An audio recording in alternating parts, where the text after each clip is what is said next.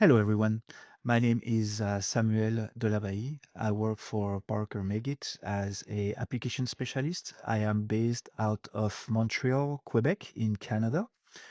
And I have, in my career, for the last 10, 15 years, I've been doing a lot of technical support at customer sites. So I have quite some experience in different applications such as hydro plants, gas turbine, steam turbine, nuclear facilities, compressor station on pipeline, and so on. And today I'm going to talk about a new protocol that we have implemented in our VM600 MK2. This protocol is called GOOSE, and it's from the IEC 61850 standard. This protocol brings a much smarter protection and will save a lot of copper as well. And I'm sure this will be of interest for you. And let's get going. So, as I have mentioned earlier, today the goal of this presentation is to explain to you why are we bringing the IEC 61850 Goose communication inside the power plant. This communication protocol is quite popular in the substation area, but not really within the power plant. But this is changing right now. And where I'm going to explain to you why this matters, what's the advantage of it, and why you might be interested to consider it in your communication concept within your power plants. Here is our agenda for the next 30 minutes or so. I'm going to start with a little explanation on the today power grid, why it became a lot more complex, and also the tools that are now required to manage this complexity of the grid. And those tools are now coming inside the power plant. And this is exactly what this protocol, GOOSE, does. It brings a smarter, faster, more efficient way of protecting your assets. So there is a link between the today's power grid and its tools, and those tools now are becoming available in the power plants. Then I'm going to explain the IEC 61850 Goose concept, how it works, its fundamentals, then how we have implemented it in our VM600 MK2. And also at the end, I will show a small Goose visual simulator so you will understand the concept and how this protocol works.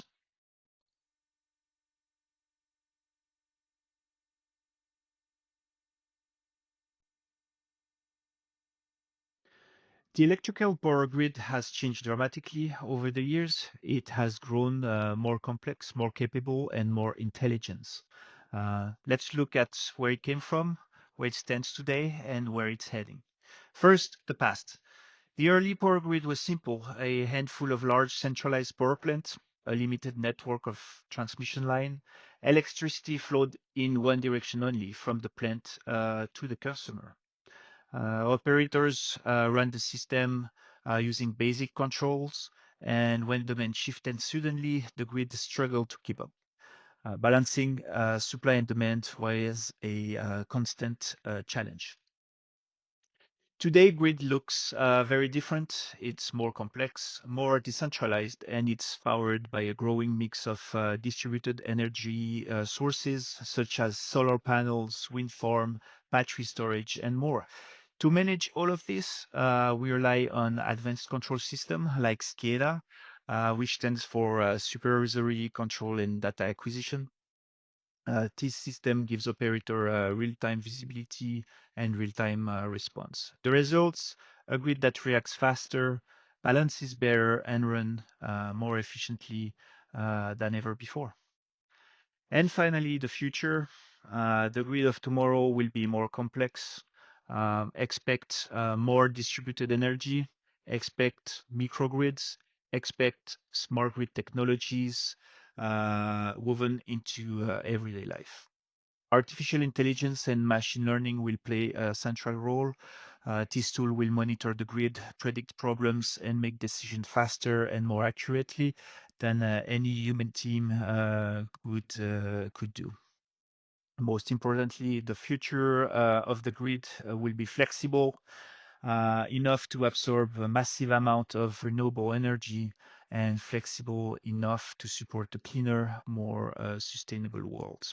So to sum it up, the power grid has grown more complex with every generation. That trend isn't slowing down, but with smarter tools, smarter systems, and smarter technology, we can meet that complexity heads on and keep the lights on for everyone. Look at the grid we have today. It's under a lot of pressure, right? First, rapid growth. Renewable are expanding fast, which is great, but they're not constant. Sun and wind are very unpredictable and can fluctuate greatly and very fast. At the same time, the grid is becoming more complex with more sources and more connection to manage.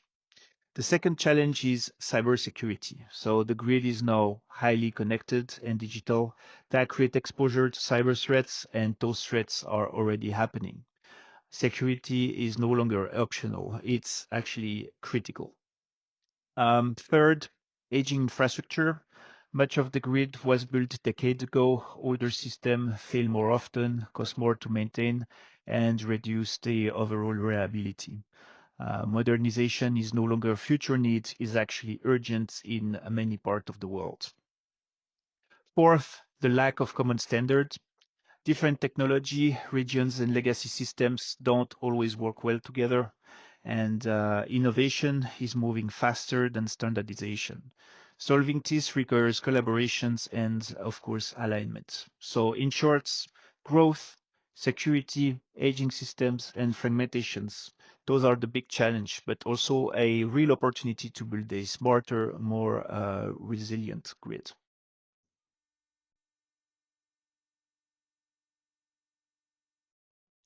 Let's look at how things are typically set up in a traditional power plant.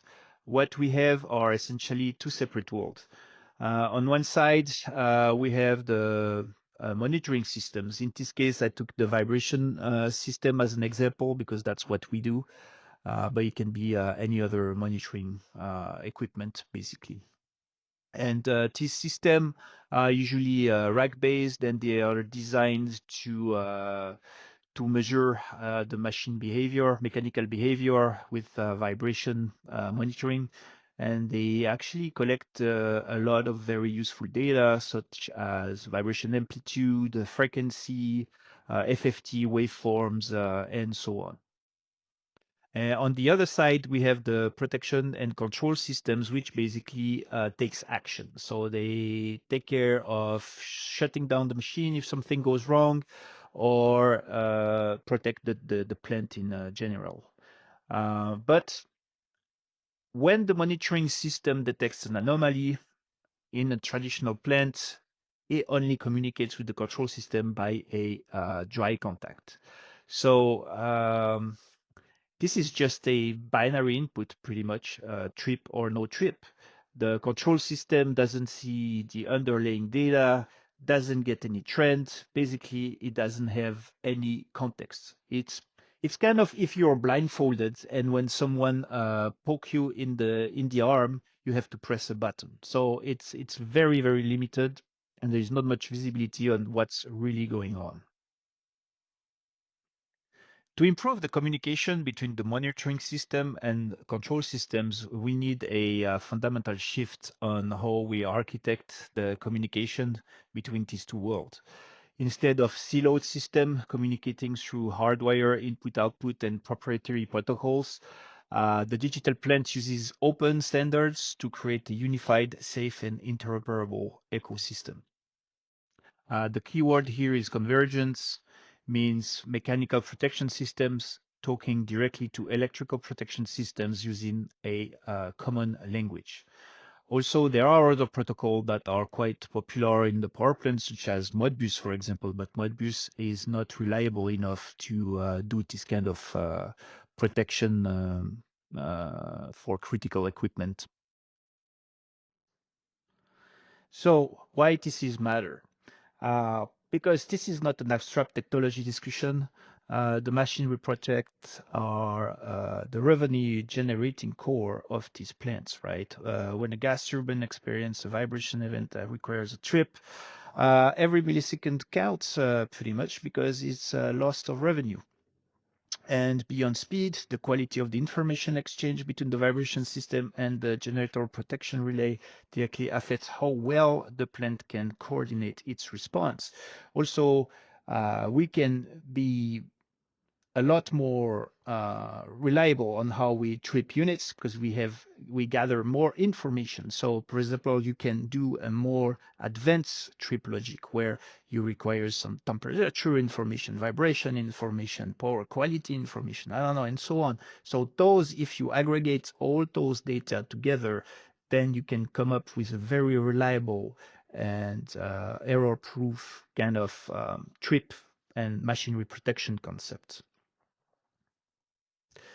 Now, let us have a look at the protocol itself. I want to make sure everyone has a solid understanding of what GOOSE is and how it works before we discuss what makes our implementation different. Sorry.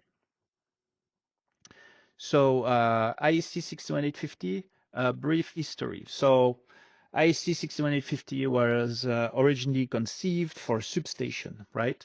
To let protection relays, circuit breakers, and bay controllers talk to each other over Ethernet instead of copper wiring. So it's basically network communication instead of dedicated copper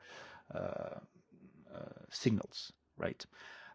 It has been enormously successful in that domain. And then the edition 2 of the IEC 61850 explicitly broadened the scope to include applications beyond the substation fence.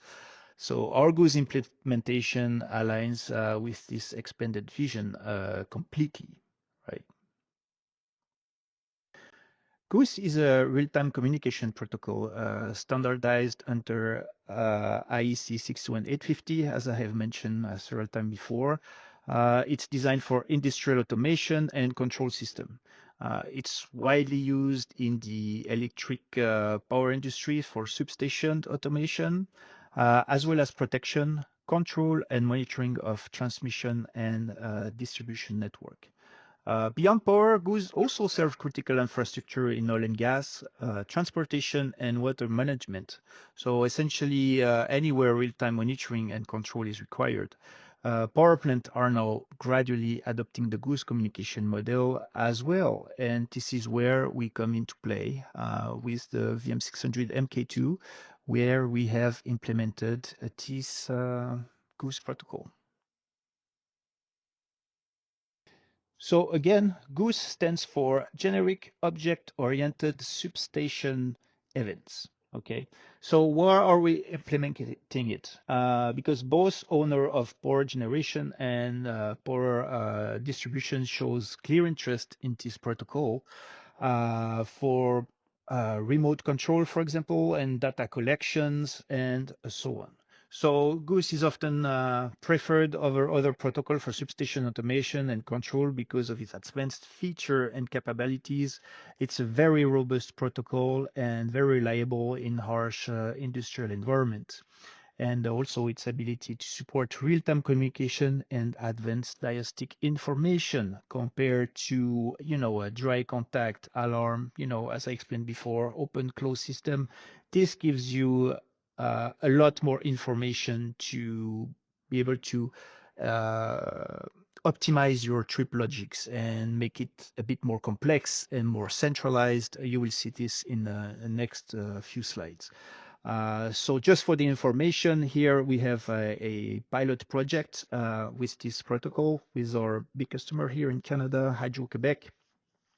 They really drives the need right now to have this, the RVM 600 communicating with their control system, and the trip and alarm logics are now done based on this, on the information provided by the GOOSE protocol instead of using the built-in relays. I will explain this in details in the next few slides. So here are the fundamentals of Goose. So Goose operates at the layer 2 of the OSI, network protocol. So level 2 means it's as fast as the Ethernet itself, with no TCP/IP overhead. The publisher-subscriber models means devices do not need to poll each other. So it means like if you have, for example, the VM600 vibration protection rack is a publisher. So it means he acquires the data from his sensor on each channel and then put the amplitude and signal validity or signal quality status on the network. So, and then on the other end, you can have a smart relay, for example, that is subscribing to the VM600 Goose messages. So then it will read the amplitude of every channels and so on.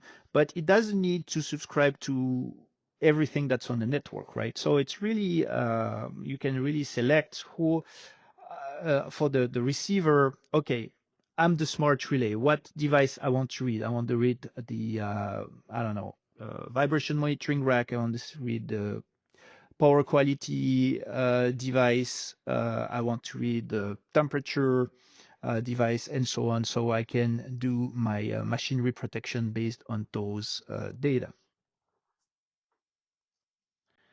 So this is how GOOSE was implemented into the VM600. So this is the central message of today's presentation.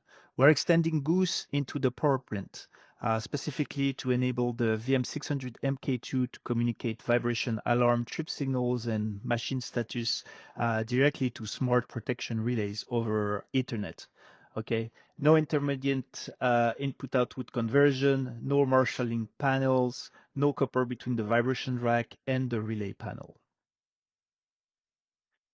In these slides, I want to demonstrate how the publisher-subscriber concept works. Um, in this example, I only have two devices, but it can be a lot more than two. On the left here, we have the VM600 vibration monitoring systems. Here is like a power quality monitor, but we can have many other devices there broadcasting their measurements on the network, such as, I don't know, like valve position or rotational speed, monitoring systems, overspeed, and so on. So the concept is like those devices broadcast their measured value on the network. And on the other side, you have the subscriber. And in this case, the subscriber is a smart relay. So the smart relay reads all those amplitudes, so it subscribes. While you configure your smart relay, said, okay, this relays, I'm going to do the machinery protection for vibration and overspeed or oil pressure and so on, whatever. And the advantage of this is like when you want to change something in your protection strategy, you only have to modify the set points or temporization or hysteresis, whatever, in the smart relay. You don't have to use proprietary software, configuration software to go into each individual devices and change their alarm set points and so on. Everything is done at the smart relays. And also in the smart relays, you can have more complex trip logics, which take into account measurement from these device, not only based on vibration, for example, but also based like on gate opening or oil pressure and so on. And this is a huge advantage because imagine like you only need one person that is qualified to operate this smart relay to do all these changes instead of a guy knows how to change the set points in the VM600. Another guy knows how to change the set points on this device and so on. And also, if you want to do an audit on your trip strategy and all the changes that I have made, you only do the audit on the smart relay. So it makes the whole process a lot more efficient. So again, as you can see, this is all the information we provide along with this GOOSE packet. From the publisher, which is the VM600, to the receiver or subscriber, also called, as in this case would be the smart relays. So as you can see, we provide a lot more information than just the dry contact as we used to do. So we basically provide the measurement value and float format. This works from the MPC4 and also from the AMC10 card for all temperature, debit, level, and so on, temperature. So this we have added support for GOOSE for the AMC10 card as well. And then we have also the alarm states that we can use as a double check, kind of redundancy. So we can add those set points and alarm status as well to the message, right? Not only amplitude, but also the validity bits and so on, but this is all optional. Then we have different quality flags, good or invalid, out of range for the DC or AC part of the signal, stabilization, status, inaccuracy. If we have a sensor fault, you can also have a bit that identifies that. Then on top of this, we add a timestamp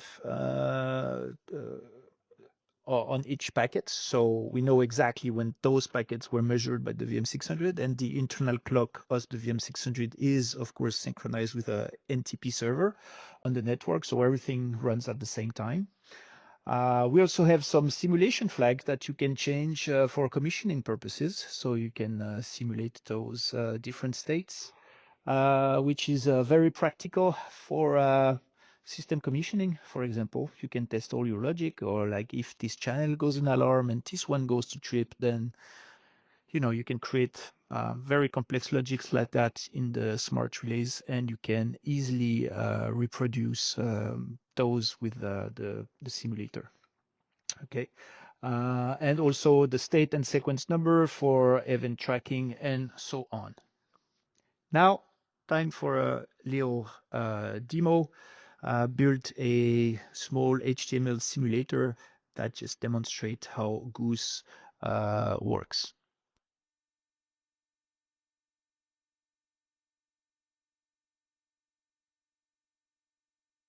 So here in this little simulator, here we can see basically the timeline amplitude.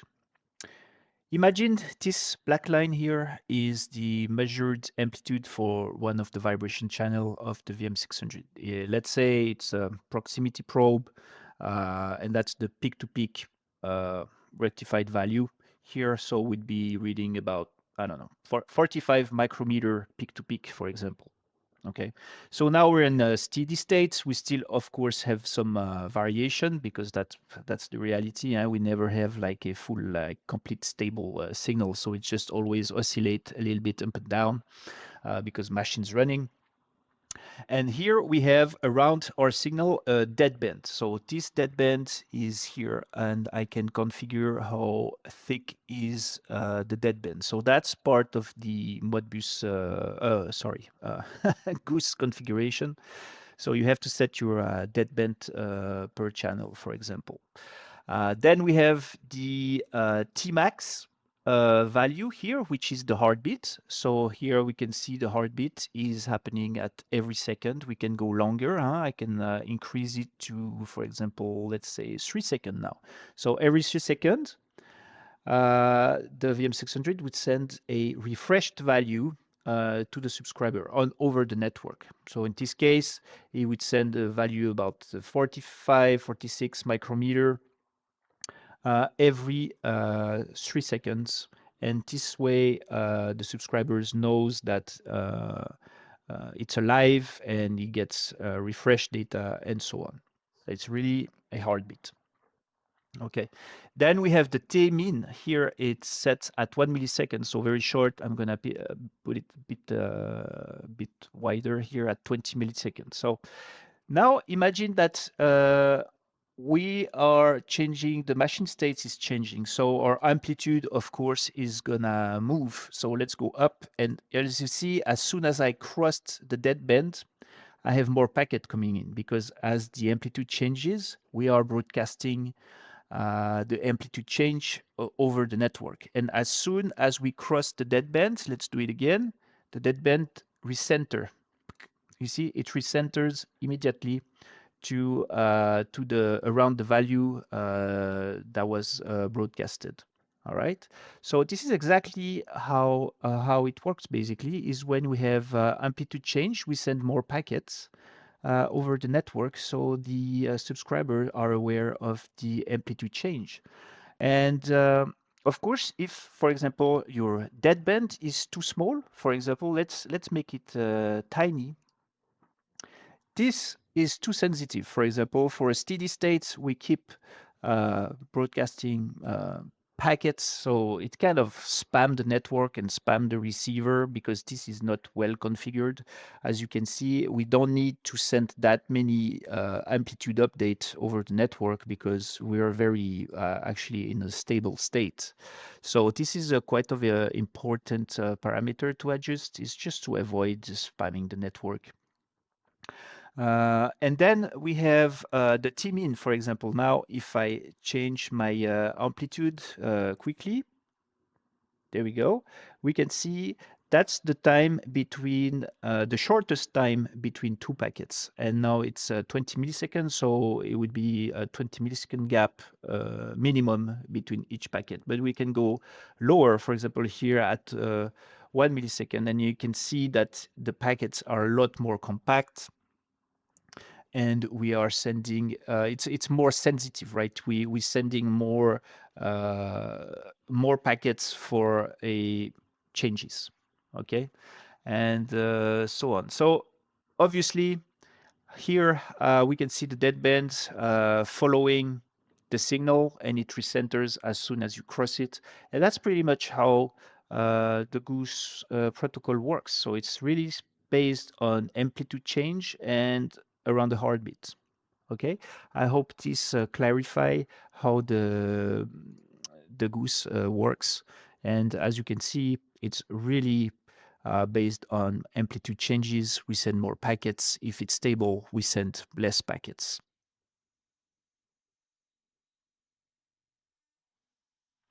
All right, so I think we have reached the end of this 30-minute presentation. I hope you enjoyed it and gave you some ideas and valuable information for your technical knowledge. And feel free to reach out if we can do anything for you. Have a good day. Bye.